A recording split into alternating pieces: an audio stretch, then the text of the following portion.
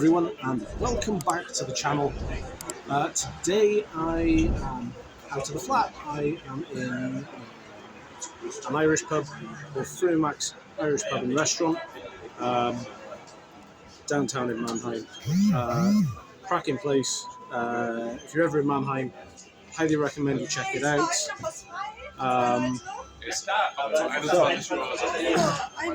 Today we are going to be reviewing this wonderful little stick here. This is the Alec Bradley Shamrock, the Filthy Hooligan.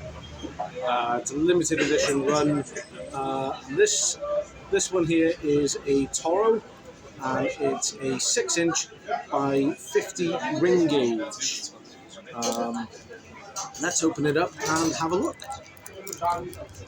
Take it out the cellophane.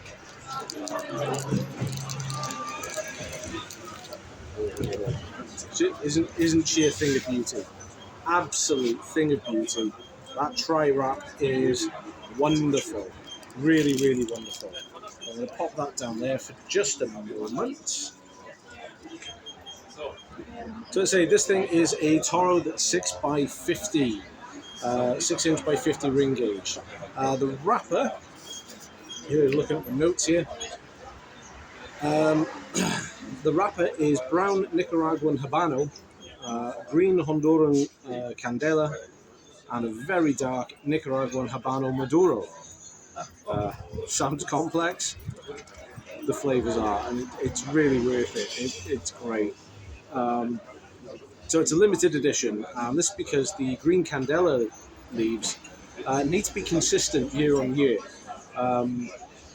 This is about the fifth release of the Shamrock, and there's only 1,500 boxes of 10 cigars made. I mean, that's how exacting Alec Bradley are with the standard of the consistency and everything with the leaves for this.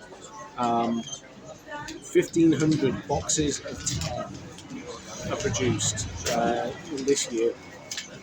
And they're made at the Tabacos de Orient factory in Honduras. The binder is an Ecuadorian Sumatra, while the fillers come from Panama and Honduras. So first impressions of this bad boy. Shamrock's a tri-wrap barber pole, as you can see here. Aesthetically, very, very pleasing. The label is brilliant. The band, really nice and decorative, very thematic. Hence why I'm in an Irish pub with a McGuinness, and I've got a little Irish whiskey here to go with this as well. It's great. It's very, very pleasing on the eye. I mean, the last one I smoked when I wrote my notes for the video, there were very, very few raised veins. This one's got a few more, but I mean, it's not so much to ruin anything. I mean, it looks great. It's a beautiful looking cigar. It's very, very nicely rounded. And a very, very tidy cap there. I mean, it's one of the tidiest caps I've come across in a stick, and that's quite consistent as well. And again, the foot very neat, very neat. Maybe not 100% flat, but hey, that's fine. It's going to be a great smoke regardless. The color variation is really great, and it's eye-catching. The nice and even wrap, I mean, near enough, and it teases, it really does tease at the complexity of the flavors to come over the next 45 to 90 minutes. It's how long I recommend really you should allow for this smoke if you really want to sit back and enjoy it. The foot has a wonderful scent of sweet hay with mild sage peeking through, and you're getting a little bit of oak over the body. That's kind of consistent throughout the other 2 or 3 of these that I've smoked. Let's give this a cut and we'll have a look at the cold draw. So today I'm using my Calibri V cut, which happens to be my favourite. We'll Yeah, wet that up a little bit. Make sure that's not gonna crack.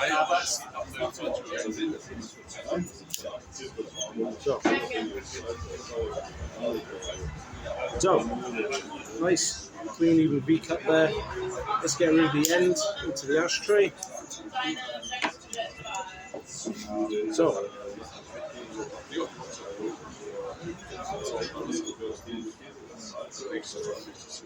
the cold drawer on this consistently has given me a nice hefty flavour of silage. And hay barn kind of goes hand in hand with silage anyway, and leather. Really nice, really nice. Let's fire it up. Let's give it a good go. So we'll fire it up. I'm using my Germanus jet flame here. It's a quadruple flame lighter.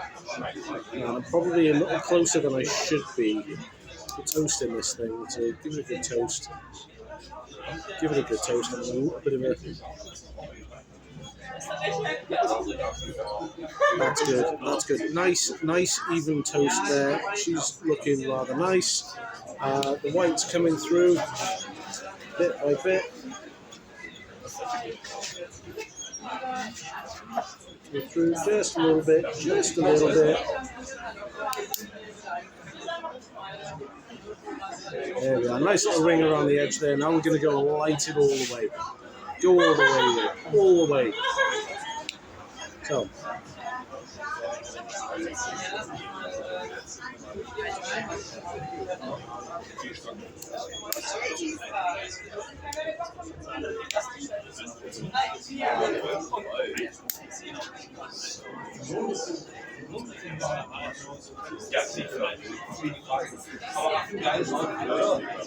Lights up very nicely, nice and even.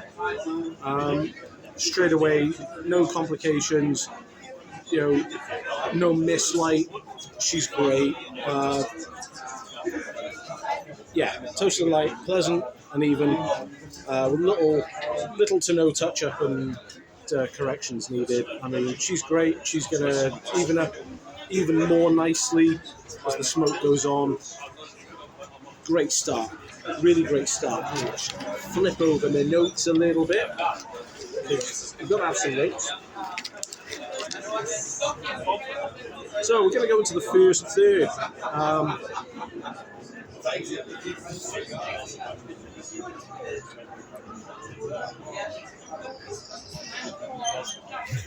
First third of this smoke begins with some notes of dark chocolate. I'm not getting quite as much of that with this one, but you know, every stick is kind of different. Sage is absolute, and dry grass with mild nutty notes, nutty tones. Sorry. Pepper is peeking its way in as it starts to develop. And as the first third develops, it's going to become more prominent and transitions. As it transitions into the second third, the pepper comes to the fore even more. The chocolate becomes a little sweeter, and you get more of the chocolate now as an aftertaste on this one.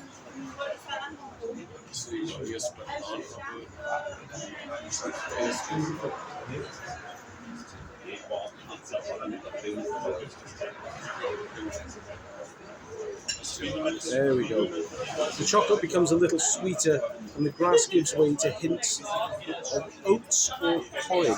It's a random one. It's kind of creamy, but kind of grainy at the same time. It's nice. It's warming. It reminds me of wintertime eating ready break as a kid. You know, it's not bad. It's not bad. So I have this paired up with a nice peaty Irish whiskey. I'm going to go through my tasting notes for this, or my pairing notes even for this later on. This is going to go fantastically with this smoke, I think.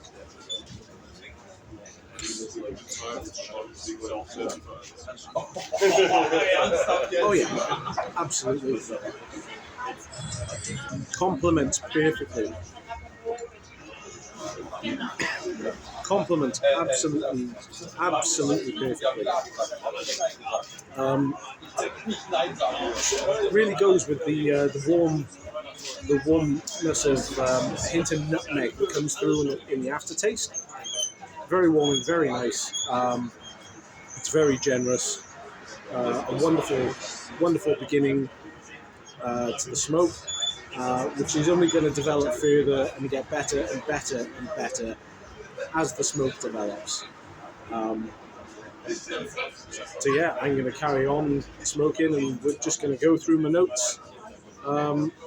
Not quite so much in real time, but you know, otherwise it'd be a very, very long video.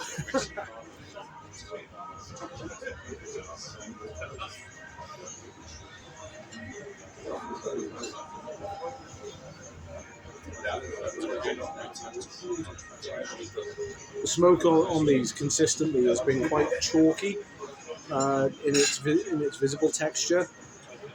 It's light blue grey in colour. It's really pleasant. I'm really enjoying it.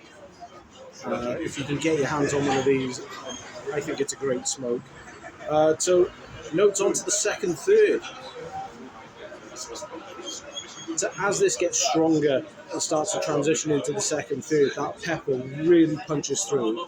It's barreling into the fore there as the second third takes hold, and it brings with it a smattering of soda bread. I mean, how much more Irish in theme can this cigar get? I mean, it's great. I can't get enough of it, and I'm a Welshman for crying out loud. It's wonderful, and a hint of red chilli that lingers on the tongue. That kind of flicks off with the pepper,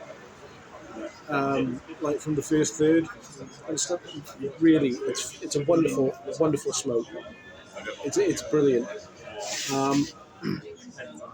Haze starts to creep in, and dry fruits break through as well, marking about the halfway point of the smoke. I really enjoy the dance of flavours in this. The nutmeg is still adding to the ride as we come through the halfway stage as well. The pepper starts to fade after about halfway, just sitting there on the tongue a little bit, and it just lets the dried fruit take the lead a bit. Cinnamon kind of comes in like along with the dried fruits, and the nutmeg. It's very complementary. I'm really enjoying this. It's a wonderfully balanced aftertaste as well, with that cinnamon and nutmeg joining the pepper on the tongue and the aftertaste. It's lovely. And then as the second third closes, there's a resurgence of the pepper. It rejoins the dried fruit in the main flavours, and the spices as the main players of this complex orchestra of delight. And it just leaves everything else behind. Everything else kind of fades to dust, almost. Or to smoke, or ash. You know, never mind the fancy words. Some of the flavours go away, and we're just left with the cinnamon, the nutmeg, the pepper, the dried fruit. It's lovely. It's brilliant. I love it. It's fantastic. Into the final third, nutmeg pushes even more into prominence with the cinnamon in hot pursuit. And then about halfway through that final third, the pepper slams back into the fray. It's unwilling to left behind, it would seem, and eventually takes the reins to conduct the final movement. This thing really is like an orchestra. It's wonderful. Earthy tones make a bit of a cameo in the closing stages, and it just leaves great. It just leaves a wonderful feeling. A wonderful feeling. Normally I feel full after a cigar, especially something like a Toro or going into like the Gordo and the Churchill type. But yeah, this just leaves me wanting more.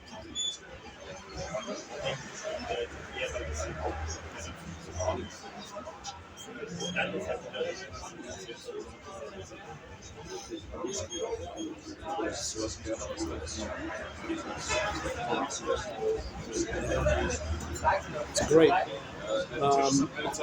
It's a really wonderful herb smoke. I'm going to talk a little bit about pairing notes, and then we're going to bring the video to a bit of a wrap. And then I've got a little bit of other content to do. But yeah, so some pairing notes on this. With the stronger, punchier flavours, I feel like this would be great with Black Forest whiskey, a nice peaty Irish like this one, or an Isle of Scotch. Nice and punchy, and they really complement the pepper. The smoky flavours from these whiskies really complement the pepper and fruits. I think a fruity ale, like a nice ruby ale, maybe like a Kilkenny or something as well, would work with this. As always, Guinness will work with this. It's got to. I mean, there's so much Irish about this. The only thing it's got left to do is rebel against the monarchy. It's fantastic. For non-alcoholic, I would recommend black tea to go with this, or some of the stronger coffee blends, like the punchier coffees. So like Skull Crusher, some of their ones, some of the Black Rifle ones, or Contact Coffee. Always a fan of Contact Coffee. Veteran-owned, veteran-created, and they put stuff back into the veterans community as well. But, you know, being British, they're better than Black Rifle. Prove me wrong. Change my mind. I dare you. Yeah, it's great. To close out, I think it's a really enjoyable stick. It's got a well-deserved price tag of around €14.50. That's how much this one cost me. And unlike some of the other fuller-bodied smokes that I tried that made me full, this thing just makes me want more. I mean, it's a medium to full anyway, so it's not as punchy as some of the other sticks that I've tried, but it's certainly up there with some of the punch. Like that pepper and the chili really give it a good kick.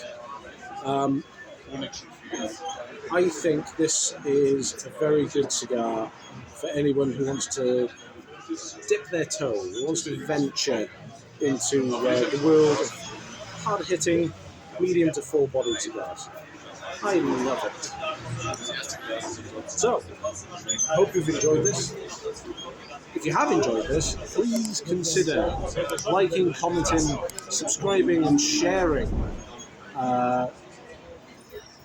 this video, and show all your friends and what have you. And, you know, if you have got some cigars you want me to try, or, you know, maybe we will venture into beers and whiskies and stuff at a later time. Who knows? Who knows where this roller coaster will take us? But yeah, let me know. And we'll try and do something on it. I'd like to try and do some more stuff outside of the flat as well. Get out and about, places like this, nice outdoors, great in the summer. Yeah, so that's me. This is the Filthy Hooligan Shamrock from Alec Bradley. Until then, have a good one, guys. Stay safe out there. Keep smoking. Keep it smoky. Yeah. Try and keep this lit now.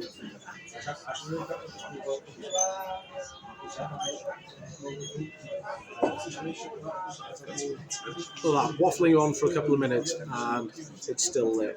What a fantastic smell. Ciao for now, guys. Take care.